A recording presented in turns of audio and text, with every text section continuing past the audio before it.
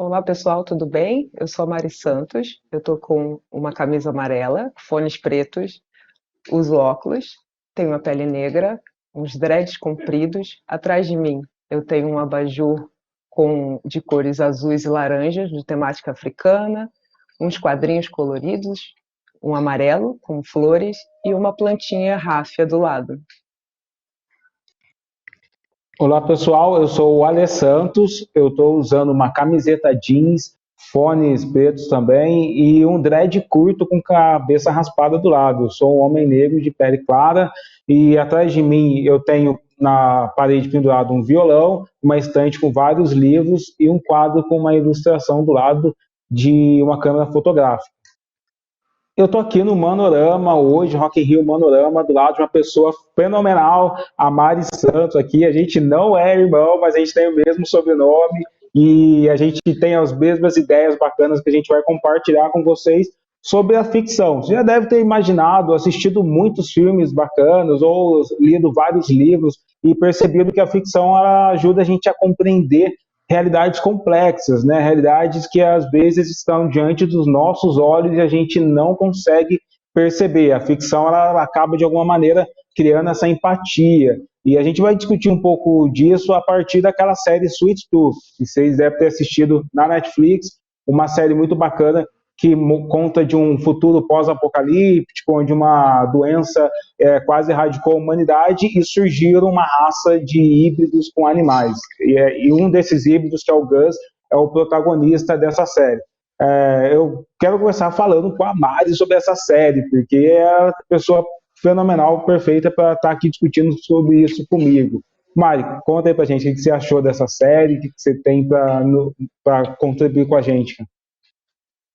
Bom, gente, primeiro é um prazer estar aqui conversando com meu parente, praticamente Alê Santos, desse sobrenome igual e desse Brasil grandão que a gente tem. É, acho que vai ser uma conversa muito interessante.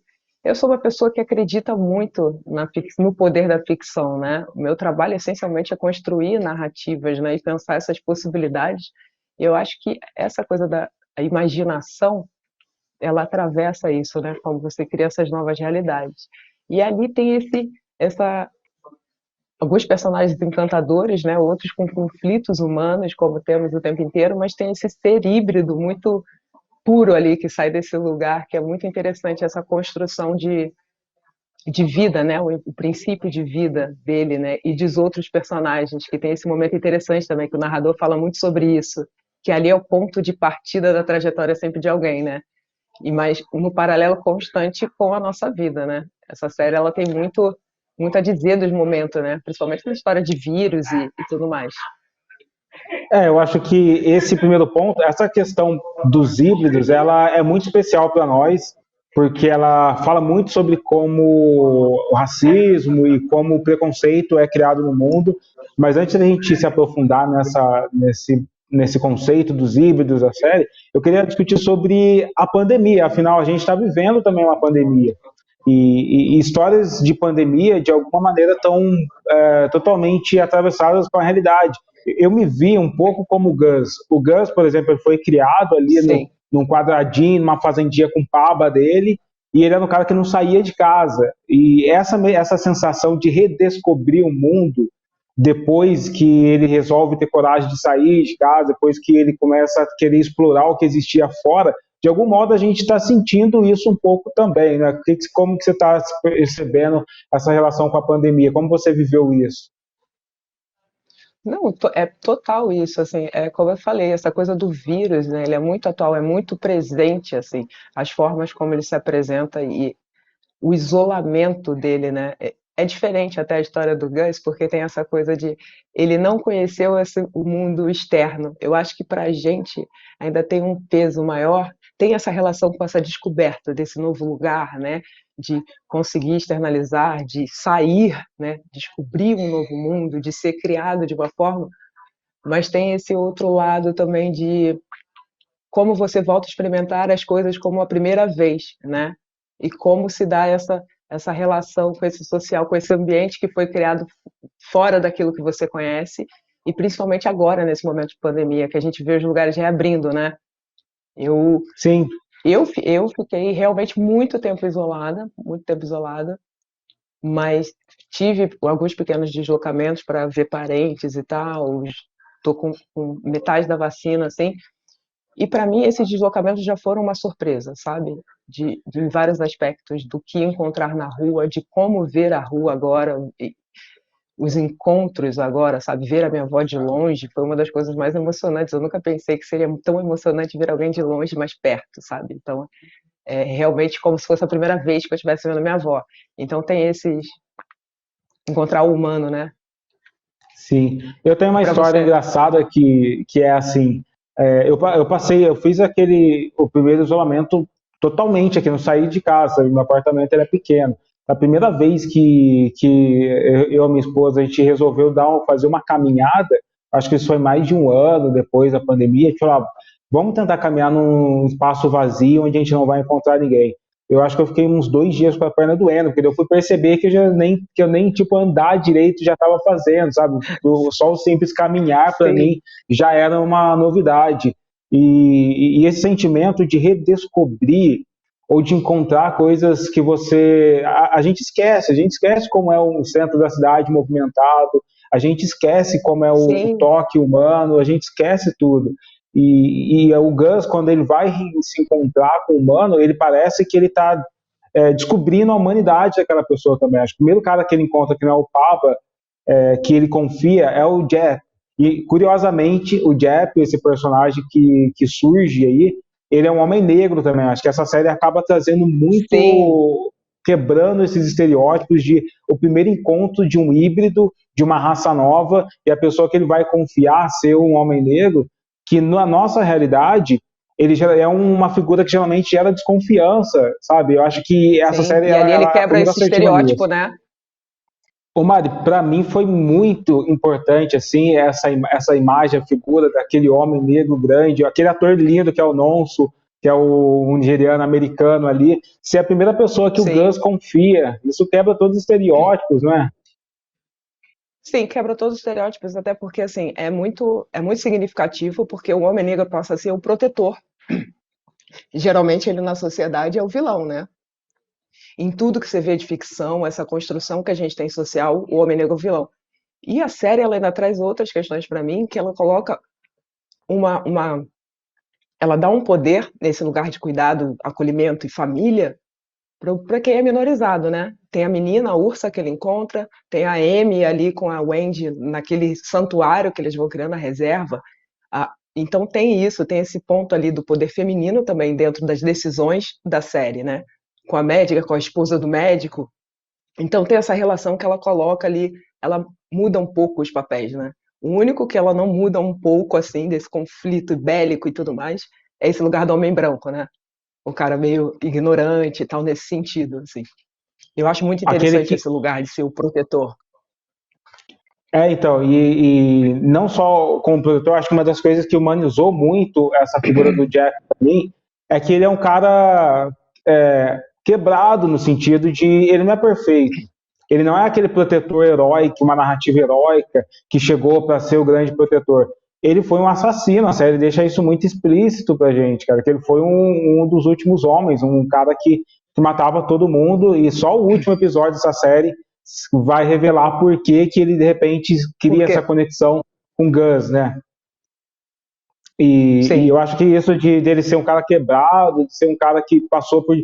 Um cara que sobreviveu, né? E tem um diálogo dele que ele fala: Eu é uma, sobrevivi, eu fiz o que eu pude para sobreviver.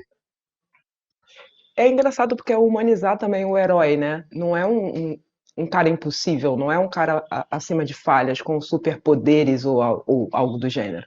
Em algum lugar você encontra a humanidade desse homem, sabe? Esse homem grande, pesado, quebrado, duro, é, destruído mesmo, mas ele reencontra uma humanidade ali, né? Eu acho que isso é muito importante, na real, nessa Isso, reconstrução, sabe? e eu acho que isso acaba com uma grande dicotomia boba que existe na nossa sociedade de que só existem pessoas boas e ruins, cidadãos de bens e marginais, sabe? Eu acho que a realidade tem muito mais tons de cinza do que só o preto e branco que a galera quer dizer. E o Jeff, ele me traz um pouco disso. O quanto as pessoas que estão em situações ruins, assim, não precisaram fazer algumas coisas que não foram necessariamente boas para sobreviver, porque as condições empurraram para isso. Eu não posso deixar de esquecer da história do Emicida, por exemplo, que ele diz que ele brigou com um cachorro por um pedaço de pão. E às vezes a gente Sim. é colocado numa situação degradante. Eu estou vendo muito essa questão da pandemia. Quantos brasileiros estão tentando sobreviver com R$ 500? Assim, sabe? Quantas situações degradantes eles estão tendo que passar para sobreviver? Eu não consigo parar de pensar nisso quando eu vejo uma história como a do Jeff. Sim. É engraçado, essa série ela tem ela coloca a gente nessa constante relação de. Você falou disso de nem bom, nem mal, nem ruim, ela tem isso o tempo inteiro, mas ao mesmo tempo ela coloca o como a gente destrói as coisas ou destruiu as coisas, sabe?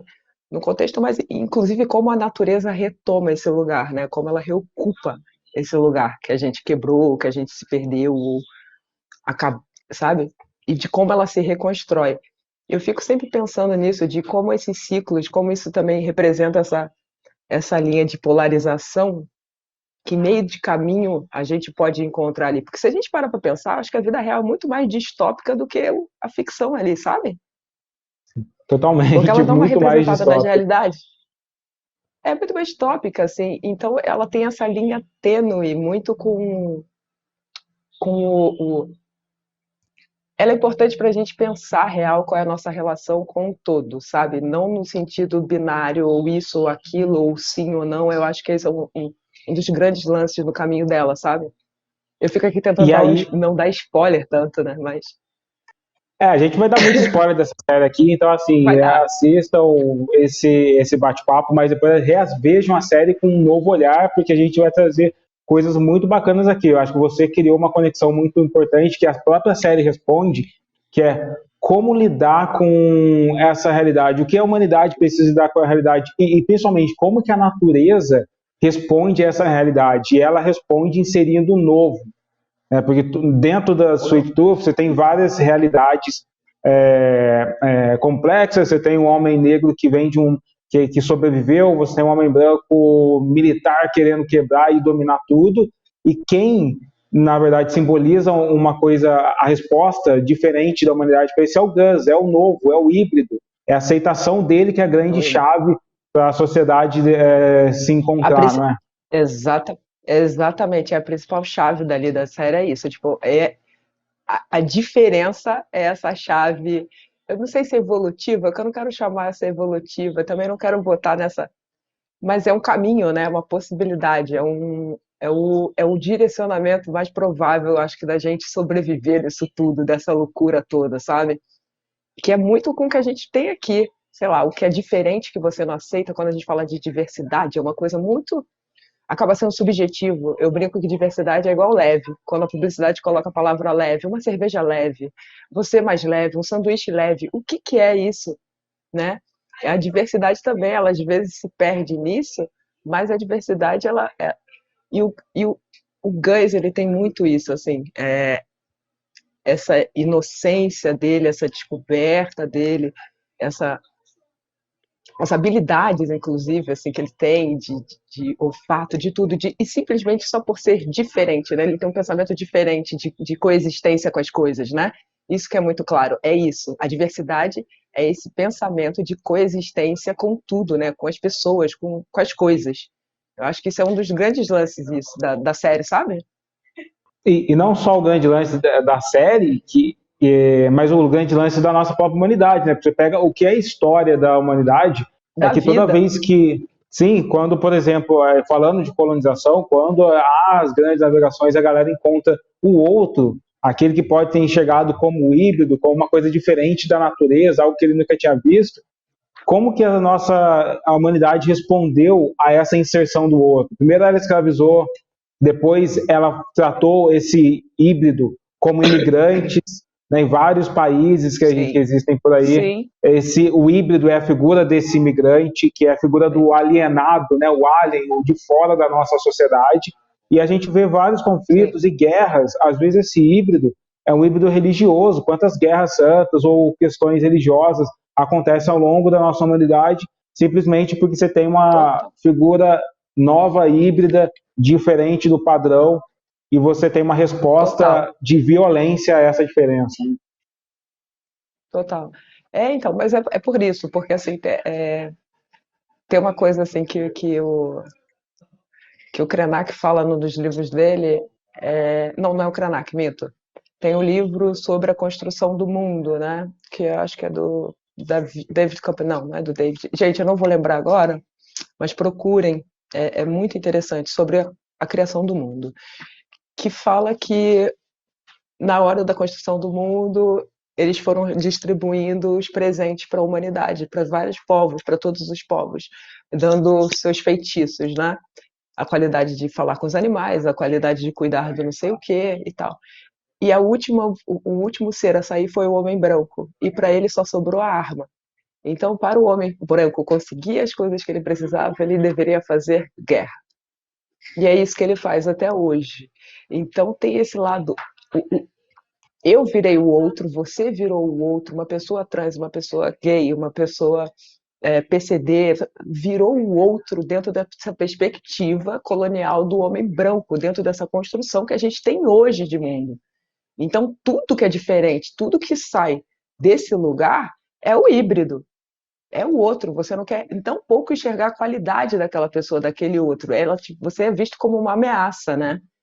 O tempo inteiro. Você é o causador do mal daquela pessoa e necessariamente não é sobre isso. Dentro dessa construção, sabe? Eu acho muito, muito foda. Isso eu acho que é muito mais sobre como as pessoas não conseguem, eu acho que é um pouco natural do ser humano ter medo do que não conhece. Isso é uma coisa meio que da nossa sobrevivência. Só que como você vai responder aquele medo?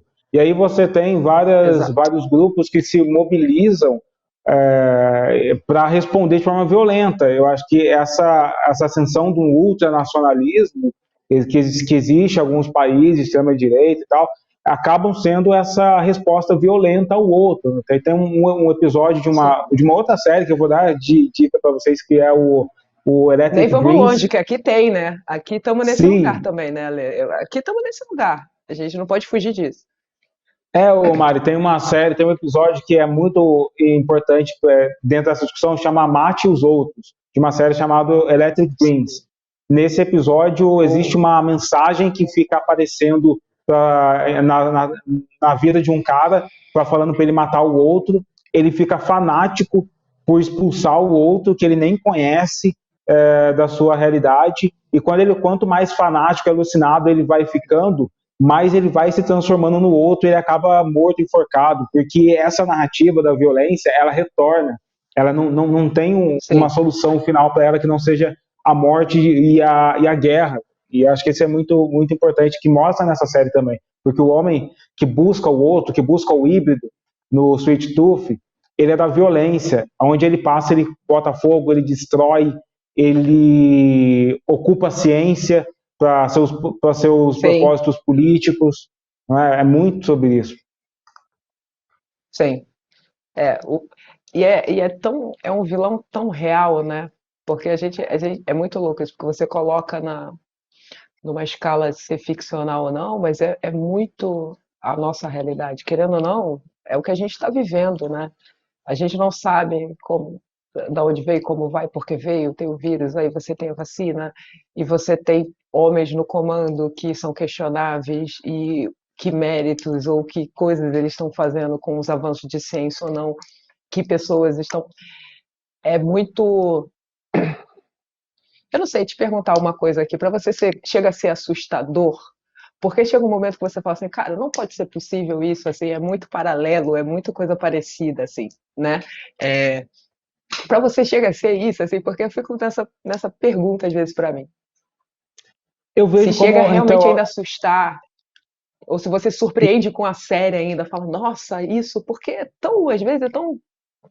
me assusta, sabe? Me assusta porque, além de ser inspetor de ficção científica, eu gosto de pesquisar sobre a ciência, gosto de pesquisar sobre esses caminhos que a gente tem. Então, por exemplo, isso que a série mostra, que é o exército, os militares ocupando a ciência para exterminar os híbridos, e eles querem matar os híbridos, é o que aconteceu no Holocausto judeu. né? Você tem o exército Com nazista, certeza. o nazismo entrando e utilizando a ciência para criar uma eugenia que esterilizasse e acabasse com todos os judeus. Então, assim, isso não, o mundo não está longe de uma ameaça dessa novamente. A gente tem visto, inclusive aqui no Brasil, com o atual presidente, as coisas crescendo. A gente está hoje tendo uma Exatamente. manifestação, a gente está hoje tendo um desfile militar num dia de uma votação do Congresso, com tanques militares. E isso não deixa Motocicletas, de tanque, ser tudo, essa né? parada. Exato, então assim, É. e a gente vê, Que não foge da realidade de handmails também, que era meio assim, né? Teve isso também, que essa exatamente, coisa, e começa por um processo religioso, né? Que aqui a gente também Handmaids tem isso Everywhere. muito paralelo. É pesado também, né? E é É esse pesado. paralelo também. O Sweet Tooth, eu acho que ele é um pouco mais carinhoso, né? Nesse sentido, e que é um caminho, uma possibilidade de realidade, aceitação, esse lado fofo do, cara, vamos aceitar os híbridos, vamos entender isso, a humanidade já deu errado, vamos construir para esse lado aqui, não vamos repetir esses processos. Mas ao mesmo tempo essas coisas voltam, né? E aqui a gente tem esse paralelo com também processo religioso no Congresso e que nada é mentira, na real, né? Ali no Sim. Handmails começa com o processo religioso e aqui a gente tem uma bancada religiosa enorme. E esse lado tá muito, o lado religioso está muito intrínseco na política, eu acho que no mundo inteiro, porque você não separa ética e moral. Ela aprende a gente, né? Então a gente tem que começar, né? Sim. Assim, uma coisa que eu fico, que a gente fica imaginando é o papel da ficção dentro dessa realidade.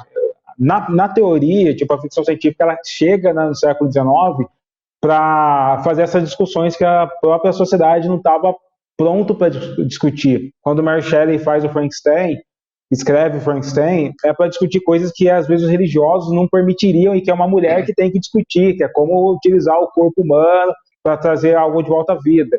Só que será que ela chegou, concluiu isso? Será que esses avanços da ficção ajudam realmente as pessoas a enxergar essa realidade? A gente está falando aí da política brasileira, e será que essa ficção como o Sweet Tooth, tem ajudado as pessoas a interpretar como nós dois estamos interpretando essas questões? Olha, eu acho que sim, porque ela é é quase você criar uma alegoria, sabe? Ela não é. A gente tem que tirar essa ideia de ficção, da ficção, como se fosse só uma coisa. Ah, eu imagino, eu lucubrei. Você pensa que a criança, imaginação é vamos desenhar um elefante que seja rosa. E não necessariamente isso, né? A ficção ela fala com a gente diretamente, é o que você falou, é o nosso cotidiano, são as nossas realidades. E a gente cria uma alegoria, é sobre uma história crível. É uma coisa não é fatídico, porque não é um fato, não é real, aquilo não é vivência de alguém, mas ela é baseada na nossa realidade, ou numa realidade que seja possível. Então ela tem dois lados, né? Ela acaba sendo muito informativa de você não pode ser o cara que vai dizer assim que não exista pessoas como o Abbott, como o militar louco que queima tudo, que persegue. Não tem como você não fazer essa associação. Não tem como você parar e não associar ele com qualquer PM no Rio de Janeiro. Não tem como não associar o Gus, por exemplo, como qualquer, vamos botar no lado gênero, criança, uma criança trans, que está ali se descobrindo, entendendo o que, que ela é, como é que é o corpo dela dentro dessa sociedade, e como é que você acolhe essa criança? Você acolhe como o grandão, como o Jeff, ou você acolhe como que você acolhe? Isso é a nossa realidade, são nossas escolhas. E também você não pode achar fofo na ficção e não achar fofo na vida real. Porque a ficção ela fala sobre isso, então dá para a gente aprender. É, vamos voltar lá atrás, muito tempo, da minha época tinha o Cidade de Deus. Por que foi o fenômeno? Tem uma alegoria? Tem uma alegoria. Mas ele foi, acho que foi o primeiro que caiu ali de paraquedas dentro de uma favela, mostrando a trajetória de um cara que em algum momento vira jornalista de sabe? Fotógrafo jornalista ali Sim. tem todo. Então é isso, ela não. E ela também ensina a gente as possibilidades. Eu acho que isso é uma coisa legal de se falar também sobre essa coisa da ficção. Ela dá uma abertura de construir uma coisa como o Wakanda pra gente, sabe? construir Sim. aquele lugar seguro e meio isso. Eu acho que dá para Ô, aprender Maria, muito com isso, muito. quando você traz essa realidade das crianças trans e de como essa realidade impacta, eu vejo muito essa narrativa do híbrido como as pessoas trans no mundo hoje. Eu acho que você pode falar disso de uma maneira muito mais elaborada e que você vive uma realidade assim, porque essa própria narrativa, por exemplo, do vírus, que é o Sim, flagelo que tem no Sítio Tuf, para mim eu vejo um paralelo com a história de como colocaram a AIDS, tentaram colocar a AIDS nas costas da comunidade LGBT, sabe? a Quando a AIDS, LGBT, sim. exatamente, quando a AIDS começa a se transformar, a crescer, ou as pessoas percebem que ela existe, a primeira coisa que fizeram foi, olha, não é culpa nossa, é culpa da comunidade LGBT. E aí você tem essa É, desumanização de pessoas trans que ainda é muito presente no mundo real, né? que é o processo, é esse processo de acabar com essas minorias, assim, os híbridos são, para mim, são totais as minorias, assim. Pegando desse lado que você está falando sobre a AIDS, por exemplo, cara, e um dos maiores índices de AIDS eram em mulheres casadas e heterossexuais, pois os maridos não tinham relações extraconjugais e levavam o vírus para as mulheres. Então, onde é que se tem essa percepção que é só da comunidade LGBTQIA+. Não é. A disseminação não foi por aí, entende? Então você condena uma comunidade, porque de novo é o diferente, é o outro. Eu, enquanto uma pessoa que vamos dar uma leitura assim de gênero neutro para ficar mais fácil para entender, que é o seguinte: eu dependo não no sentido de dependência, tá? Mas eu não me identifico com nenhum dos dois gêneros. Eu não sou nem masculino nem feminino. Meu corpo, eu não tenho esse reconhecimento ali, né? Então depende de como você me vê. Só que tem coisas que que as pessoas precisam entender que tem coisas que vocês querem ver e tem coisas que vocês não querem ver. Se você vê uma travesti na rua, por que insistir em chamar de o ou ele, o gênero? É como a pessoa se identifica. Porque ela ali ela se comporta, ela assume aquele lugar e é como ela é. A gente tem essa dificuldade de respeitar as pessoas como elas são. Então não é só sobre o gênero, sobre ser trans ou sobre sexualidade, nem sobre isso. Isso também acontece com a mulher preta. A mulher preta solo, tá? Que banca essa sociedade. Ela é essa minoria, ela é um híbrido. Ela é quase um X-Men, bicho, sabe? Para conseguir sobreviver, é dar conta disso tudo. É o próprio homem preto, como o Jeffer, sabe? Ele é uma minoria, querendo ou não. Ele também é atingido ali nesse lugar de, de não ter escuta, de não ter carinho, de ser perseguido, querendo ou não. Eu acho que dentro deles também tem muita essa identificação, não tem ali, nessa história? Tem essa. O não ter família, dos excluídos do seu lugar. Porra, e a gente é uma sociedade, basicamente, dentro desse contexto do branco, é uma sociedade das minorias, é a sociedade dos excluídos. O Minorizados, eu não medo, dizer das minorias, vou dizer de pessoas e povos minorizados, né? Porque não o, somos a minoria, é a maioria, ao contrário. o medo que o Jeff tem de ter o seu filho, acho que isso é o spoiler que a gente vai dar aqui, é o último episódio, o medo que ele tem de ter o filho, assim, e ele fala, eu não me sinto preparado, sabe? E porque ele é um homem negro, sabendo como, obviamente é porque o filho dele é um híbrido também, mas isso, quantos homens negros ao ter um filho, saber que vai ter um filho, não se sente preparado, porque sabe o peso de como a sociedade vai olhar para a nossa realidade, para você ser uma pessoa negra, né? Eu acho que nos outros países a gente também não pode deixar de falar que muita gente do Islã é tratado como híbrido em países como os Estados Sim, Unidos, muita gente de outras religiões, muitos africanos que vão para a Europa, para a França, para outros países, são tratados como híbridos também, sabe? Os imigrantes de latinos que atravessam a fronteira para os Estados Unidos foram tratados como híbridos, foram separados dos exato, seus filhos. E acho que essa série ela acaba, exato. sabe, conectando a gente com todas essas minorias, o quanto existe ainda o homem branco, o General Abbott, quanto ele domina as estruturas e o poder de violência e o quanto ele se mobiliza para afastar as minorias, né? Sim, eu acho que pode ser até um questionamento também do quanto a gente abraça as diferenças. no que a gente entende como uma ficção e o quanto a gente abraça e acolhe as diferenças dentro do que a gente chama de vida real, sabe? É muito isso ali, porque tem essa empatia, tem esse envolvimento com uma criatura que é diferente, tem esse envolvimento, essa empatia com o Jep, tem esse lugar ali. Quando você vê, como você fala dos imigrantes, somos todos, é tudo híbrido. Se você bota dentro desse recorte da série, né, eu acho que como é que a gente começa a lidar com, com o híbrido, sabe? Com o que ali a gente identificou como os seres híbridos que estão aí na vida real.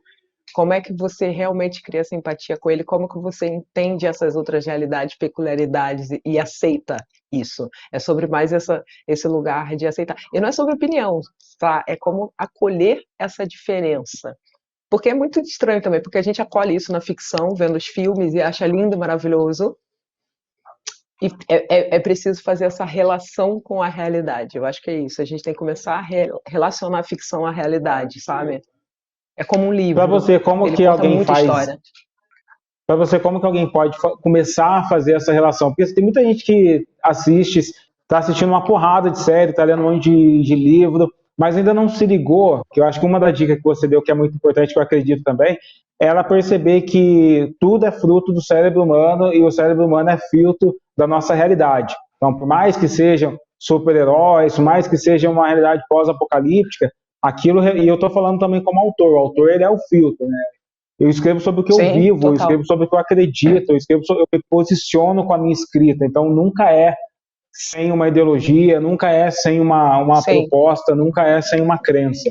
Mas para você, tipo, a galera está começando a se ligar agora em ficção. Como que ela pode abrir os olhos? Ah, olha, eu costumo dizer uma coisa que para mim é fundamental e muito importante, que é o seguinte: é, toda fotografia, vamos entender a analogia disso. Toda fotografia é um autorretrato.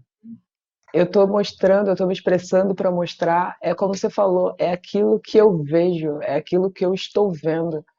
Não é, é você sair de uma caixa e perceber que tudo que você tem cara, Ale, eu acho que a chave você matou e é o que a gente já matou falando sobre. É isso de entender que tudo aquilo ali é uma autoexpressão de alguém. É como o funk, que você falou assim, pô, mas o funk tem a música ruim, tem isso, tem aquilo. Não, desculpa. O funk ele tem a expressão da realidade de onde ele nasceu, do contexto onde ele nasceu. Talvez você não goste desse lugar ali onde ele surgiu, né?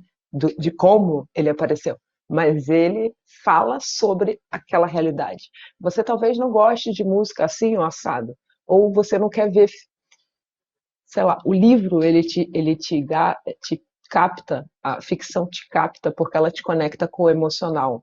Eu acho que falta pra gente explorar o nosso lado emotivo mesmo, sabe? Saber que é a expressão de alguém aquilo que a gente está vendo enquanto ficção, enquanto livro, enquanto fotografia, enquanto videoclipe, enquanto qualquer coisa. Porque estamos construindo imagens o tempo inteiro. E elas são baseadas no que a gente vê. Eu acredito, inclusive, que as imagens elas podem mudar a realidade das coisas. Eu sou uma pessoa completamente apaixonada por imagens. É por isso que eu crio narrativa. E aí eu quero que as pessoas vejam coisas boas, vejam coisas interessantes e quero passar o meu recado, como você com os seus livros. Você está contando alguma coisa, alguma história. Então, primeiro é encarar que isso é uma coisa séria, sabe? É uma representação do real. Ponto. Dessa expressão, ela nunca é neutra, né? No sentido de ela sempre é carregada de contexto. E eu gosto de dizer isso porque daí as pessoas vão pegar uma obra lá de 1800 alguma coisa e falar assim, não, é uma obra despretensiosa. A escrita, a arte nunca é despretensiosa. A ficção nunca é Nunca é. despretensiosa. A diversão Ela sempre está a falando dos diversão é o tempos. caminho, né? Exatamente. A Ela diversão sempre é o está falando caminho dos que vai tempos desarmar a sua dela. cabeça. Exatamente. Poxa, o que seria de, sei lá, o dono do mundo de Chaplin, coisas do gênero, se a gente não soubesse sobre Revolução Industrial, tudo vem daí. Inclusive essa imaginação do que a gente quer lá, sabe? É como eu falei lá atrás, eu quero uma Wakanda em algum momento, nesse sentido, sabe? Vamos construir Sim. essas coisas. Como você imagina aquilo? Como vamos chegar lá? Como que a gente cria? coisas que façam a gente chegar aonde a gente quer. É sobre isso, não é um sonho, não é uma coisa que se perde. Sonhos são construções. Se você tem um sonho de ter um carro, uma casa e tal, tem um caminho para aquilo. E a construção do que é real para a gente é isso também, ter um caminho para aquilo. Mas a gente precisa primeiro imaginar, sabe? A gente está chegando aqui no nosso final do nosso bate-papo. Dá uma dica para a galera, vou dar umas dicas também, mas fala aí algumas séries, algum conteúdo para quem quiser se ligar na ficção e se conectar, ter mais empatia com o mundo ao redor. Cara, olha que loucura, eu vou indicar vou indicar duas séries, para ser bem rápido aqui, enfim, uma é um desenho chamado Hilda, que eu acho maravilhoso, porque ela também lida com seres mágicos e místicos, e é uma garotinha super incrível, tem solução para tudo, e ela não tem essa relação também de falar com o que é diferente, né? E é um desenho muito interessante. E, cara, séries e desenhos japoneses, porque eles têm um jeito de Sim. falar sobre o humano, a tradição. Eu acho que o peso da ancestralidade dos caras fazem, e os africanos também, mas a ancestralidade dos caras fazem eles criarem os desenhos, conteúdos, vídeos, filme, tudo muito falando de sentimentos humanos mesmo, eles atravessam de uma forma profunda, sabe? Eu acho bem interessante assim.